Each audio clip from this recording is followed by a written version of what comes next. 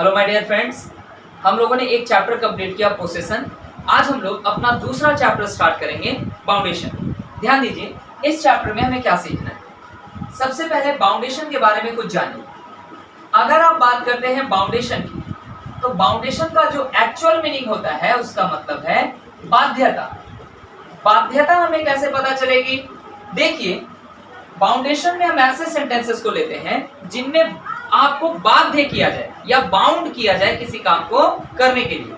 हम कब बाध्य होते हैं, कब बाउंड होते हैं किसी काम को करने के लिए, ये देखिए। अगर हम बात करें, कभी कभी कोई काम हमारे लिए बहुत आवश्यक हो जाता है, कभी कभी कोई काम हमारे लिए बहुत आवश्यक हो जाता है, तो उसे हम नेसेसिटी कहते हैं। नेसेसिटी का पता आपको कैसे चलेगा? आपके पास सेंटेंस में वर्ब होगा और वर्ब के लास्ट में ना, ने या नी ऐसे शब्द होंगे। वर्ब के लास्ट में ना, ने या नी ऐसे शब्द होंगे। देखिए कुछ एग्जांपल्स। जैसे मैं कहूं मुझे पढ़ाना है, क्या कहा मैंने? मुझे पढ़ाना है, इसका मतलब ये मेरी नेसेसिटी को शो करता है। मैं कहूं उसे खेलना था, उसे खेलना था, तो ये उसकी नेसेसिटी को शो करता है। फिर मैं कहूं बच्चों को खेलना पड़ेगा। अगर आप गौर से देखें तो बच्चों को खेलना पड़ेगा वाला सेंटेंस, ये कहीं ना कहीं बच्चों के ऊपर एक दबाव बनाया जा रहा है कि आपको खेलना पड़ेगा। ठीक है, तो हर वो सेंटेंस जो आपकी नेसेसिटी को बताए वो क्या कहलाएगा? बाउंडेशन। और बाउंडेशन का एक दूसरा रूप भी है जिसे हम लोग कहते हैं कंपल्सन। क्या कहते हैं? कंपल्सन। कंपल्सन का मतलब होता है मजबूरी।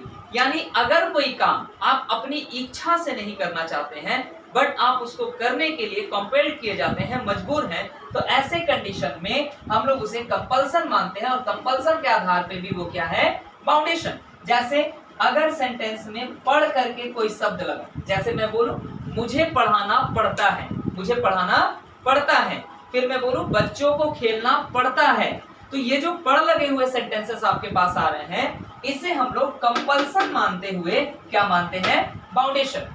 अब एक बात ध्यान से देखिए, आप किसी सेंटेंस को नेसेसिटी मानते हैं फिर भी वो बाउंडेशन है, आप किसी सेंटेंस को कंपल्सन मानते हैं फिर भी वो बाउंडेशन है। यानी आप किधर से भी जाइए, पहुंचना आपको कहां तक है? बाउंडेशन तक। अब एक बात ध्यान दीजिए, बाउंडेशन बताने के लिए हमारे पास तीन चीजें होंगी, हैज टू, हैव टू और हैड टू। याद होगा आपको, पिछले चैप्टर में पोसेशन बताने के लिए हमारे पास तीन ही चीजें थी, हैज, हैव और हैड। ठीक उसी तरह से बाउंडेशन बताने के लिए भी हमारे पास तीन ही चीजें हैं, लेकिन इस बार हैज टू, हैव टू और हैड टू, इन तीन शब्दों का यूज करना है बाउंडेशन के लिए। एक बात तो हम अच्छी तरह से जानते हैं कि टू के बाद जो वर्ब हम लोग यूज करते हैं वो मोस्टली किस फॉर्म में होता है? Verb one. यानी टू के बाद आने वाला वर्ब किस फॉर्म में होगा? Verb one. सबसे पहले देखिए पहले टाइप को, टाइप वन। अगर मैं एक सेंटेंस दूं, मुझे यह किताब पढ़नी है, या फिर मुझे यह किताब पढ़नी पड़ती है। अब आप गौर से देखें, मुझे यह किताब पढ़नी है या मुझे यह किताब पढ़नी पड़ती है, दोनों सेंटेंसेस में हमारे पास है लगा हुआ है। मतलब ये सेंटेंस कहाँ का है? प्रेजेंट का। साथ ही साथ अगर हम बोले मुझे यह किताब पढ़नी है, ये हमारी नेसेसिटी को शो करता है और उस आधार पे वो क्या है? बाउंडेशन। और अगर हम कहें कि मुझे यह किताब पढ़नी पड़ती है, पढ़ती है, इसका मतलब वो क्या शो कर रहा है? कि मैं पढ़ना नहीं चाहता हूं फिर भी मुझे दबाव में आकर के पढ़ना पड़ता है। तो ऐसे कंडीशन में हम कंपल्सन के आधार पे क्या मानते हैं? बाउंडेशन। यानी अगर गौर से देखें तो इन दो सेंटेंसेस में क्वालिटी एक सेंटेंस का है कि दोनों का दोनों प्रेजेंट है और दोनों का दोनों बाउंडेशन है। इस वजह से हम लोग दोनों को एक ही रूल से ट्रांसलेट करेंगे। अब इनका रूल क्या होगा? आपको अच्छी तरह से याद है, पोसेशन में हम लोग 6 रूल बनाना सीखे। Affirmative, negative, simple interrogative, simple interrogative negative, conditional interrogative और कंडीशनल इंटरोगेटिव नेगेटिव। ठीक है, तो इसका अफर्मेटिव रूल कैसे बनाएं? बाकी के रूल्स को बनाने का प्रोसेस तो हम सीख चुके हैं, बट अफर्मेटिव कैसे बनाएंगे इस पे ध्यान दो। आपने दो चीजें पहचानी ना, प्रेजेंट और बाउंडेशन। तो जरा सोचिए, बाउंडेशन बताने के लिए आपके पास तीन ही चीजें हैं, हैज टू, हैव टू और हैड टू। हमने तीनों को बुला लिया, लेकिन जैसे ही यहाँ पे बाउंडेशन के साथ साथ क्या मिला हमें, प्रेजेंट, तो फिर हमने हैड को रोक दिया। क्यों?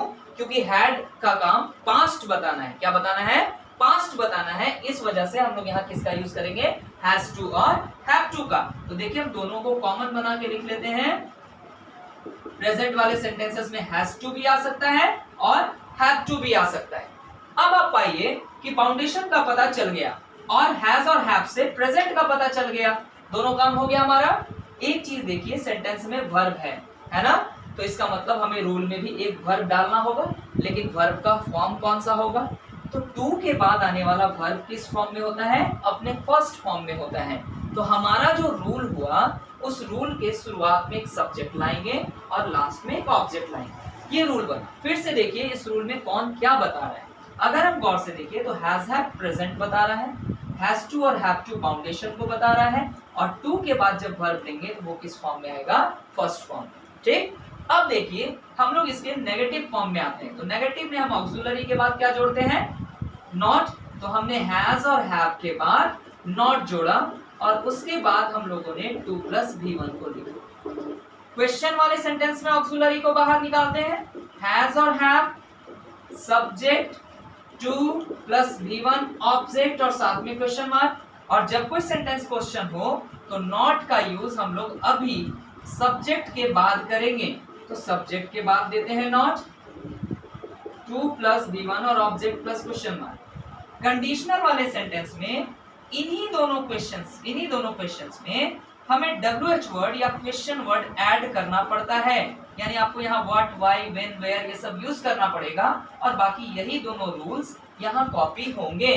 ठीक है, देखिए हैज और हैव, सब्जेक्ट, 2 V1 ऑब्जेक्ट और क्वेश्चन मार्क। यहाँ पे नेगेटिव वाले रूल को कॉपी कीजिए, हैज और have, subject, not, 2 V1 object और क्वेश्चन मार्क। जैसे मैं कहूं मुझे यह किताब पढ़नी है या मुझे यह किताब पढ़नी पड़ती है, I have to read this book. I have not to read this book. Have I to read this book? Have I not to read this book? Why have I to read this book? Why have I not to read this book? कोई भी sentence आप बोलते हैं मुझे school जाना है, I have to go. I have to go to school. I have not to go to school. Have I to go to school? Have I not to go to school? Why have I to go to school? और why have I not to go to school? आप sentences को easily बना सकते हैं। ठीक है, कोई भी सेंटेंस दीजिए। जैसे मैं बोलूं बच्चों को किताब खरीदनी है, children have to buy a book. Children have not to buy a book. Have children to buy a book? Have children not to buy a book? Why have children to buy a book और why have children not to buy a book? 1 into 6 को strong कीजिए, आपको practice बहुत आसान लगेगा। ठीक है, एक सेंटेंस आपके लिए, उसे बाजार कब जाना है? उसे बाजार कब जाना है? तो ये सेंटेंस कौन से रूल से बनेगा? कंडीशनल वाले रूल से। तो कब के लिए हम लोगों ने लगा लिया व्हेन। व्हेन, अब सब्जेक्ट देखिए, उसे के लिए ही का यूज करेंगे। अब ही के कारण हम वर्ब कौन सा चुनेंगे? हैज। तो क्या कहा हमने? When has he, when has he to go. अब ऑब्जेक्ट चाहिए ना, तो ऑब्जेक्ट याद रखिएगा जब किसी जगह से जाके जुड़ेंगे तो उस जगह के पहले टू का यूज करें। जैसे मार्केट जाना, टू मार्केट, स्कूल जाना, टू स्कूल। ठीक उसी तरह से हम लोग यहाँ क्या बोल रहे हैं? When has he to go to market. When has he to go to market. तो आप इस तरह से टाइप 1 का प्रैक्टिस कर लें। अगले वीडियो में टाइप 2 के साथ हम लोग मिलेंगे। Thank you.